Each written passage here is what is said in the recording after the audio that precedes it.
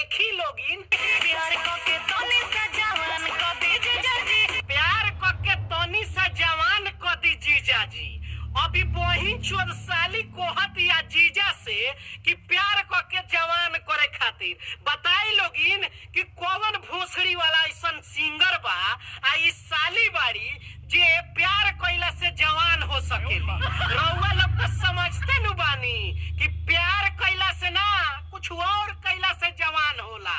अब ऐसा सिंगरन का गढ़ में रॉकेट बम लगा के ओकरा गढ़ के चिथरी चिथरी उड़ाई कि ना हम उड़ाई।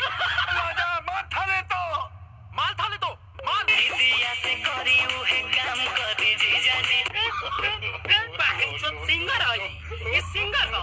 अगर एकरे बहिनिया ई बातवा कहे कि दीदिया के साथे जवन करतानी उ हमरो साथे करी आ ई बहिन चोद कौन हियई। अब बताए लोगिन कि एकरा साथे का मतलब दीदी के साथे का कोई जाला खुल के कह न दे कि ठोकवावे के मन बा तो जाके ठोकवा ले कहीं। लेकिन ये जब वीडियोवा में आके आ जीजा साली के रिश्ता के काहे कलंकित करता रिस तू। मैं थूकता हूँ तेरी सूरत पे। छोट बाटे ढांचा समझी के बाचा। अब बताई लोगिन कि कौना एंगल से एकर ढांचा छोट लागतिया। देखला से तो लागता कि 10-20 गो के पार कर गइल होई। साझाही से लागी तो बिहान को दी जीजा जी। उदयपुर नगरी की महारानी अभी कहतिया कि साझाही से लागी तो बिहान को दी जीजा जी।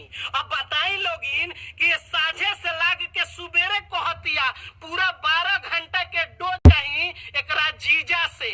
ऐसा